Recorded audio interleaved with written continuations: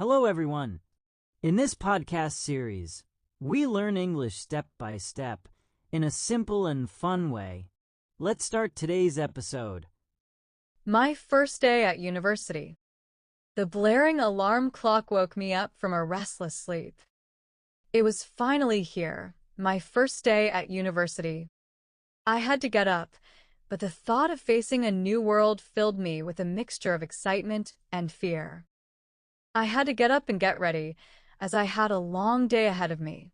My mom had already woken up and was making my favorite breakfast, a final gesture of home before I stepped into my new life. I had been preparing for this day for months, ever since I had finally found out I was accepted. I had to set up my backpack with all my books and notepads. I had to set up everything perfectly because I didn't want to forget anything important on this crucial day. My first task was to fill out the registration forms. There were so many pages to fill in, and I had to be careful not to make any mistakes. The university's online portal required me to log in with my new student ID. I had to log in several times because the system kept giving me an error. Finally, I was able to log out and get on with my day. I had to log out of the system, feeling a small sense of accomplishment. My dad, who had been an enormous help, told me to hold on to my patience.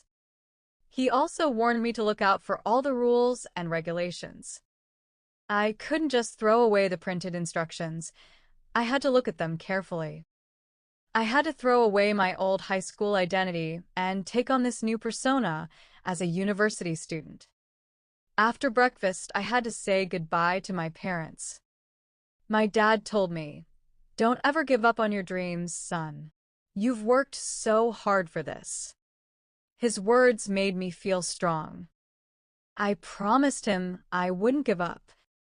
I got on the bus, and as the city lights blurred past, I realized I had to grow up and take responsibility for my own life. I was no longer a child. I had to grow up quickly and take care of my studies. When I arrived at the campus, it was even bigger than I had imagined. I had to look for my lecture hall, a building called the Great Hall. I had to look for it in a sea of new faces. I was supposed to be there for my first lecture, but I was worried I would get lost. I saw a group of students and decided to ask for directions. They told me I had to turn around and go down the main avenue. They told me to turn around again at the next corner. I thanked them and followed their directions, but I was still worried I would get lost. I had to keep up with the crowd. I was so focused on finding the right building that I didn't notice a sign on the door until I was right in front of it. I finally came into the lecture hall, and it was packed. I came in and found a seat in the back. The professor, a kind-looking woman, started to talk about the course curriculum. She said we would have a lot of assignments and that we had to look after our grades. She also said that we would have to turn in our projects on time. She made it clear that she would be there to help out if we had any problems. I had to write down every detail she gave us.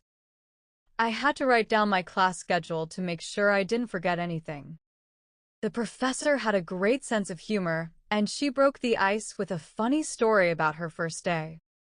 She was so approachable that I felt I could reach out to her if I needed to. After the lecture, I had to find out where the student cafeteria was. I was starving.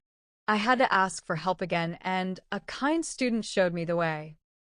He showed me the cafeteria and the library. We got along so well that we decided to have lunch together. He told me that he had been in the city for a few months and had just moved into a new apartment. We talked about our hobbies and interests. We both had a passion for cinema, and he had promised to look into a film club on campus. We decided to meet up later that day to talk about it more. I was so happy to have a new friend, and I knew we would get along well. I felt like I was finally starting to belong. I had to get over my shyness and start to make friends. Later in the day, my car broke down on the way to the library. I had to pull over to the side and call for a tow truck. I couldn't just go away and leave my car there. I had to call back the tow company a few times to get an update on their arrival time. The operator told me to hold on for a moment while she checked the GPS. I was so stressed out, but then I remembered my brother had lent me some money. I called him and told him my car had broken down. He told me he was busy and had to hang up, but promised to call back me later to see if I needed help. I promised to pay back him as soon as I could. I had to pay back my parents too. I had to get back to the campus to attend my last lecture. I finally managed to get back with a friend's help. I was so grateful. The day had been full of challenges, but I felt like I was finally where I was supposed to be. I had to carry on with my studies and not let the fear of the unknown hold me back. I knew that I would have to give back to my community by being an active and engaged student. I had to look forward to the future and take on this new challenge. I knew I had a lot to learn, but I was ready. I was finally here, and I was ready to carry on and make the most of it. That's all for today's lesson. Keep practicing, keep learning, and I'll see you in the next episode. Bye for now.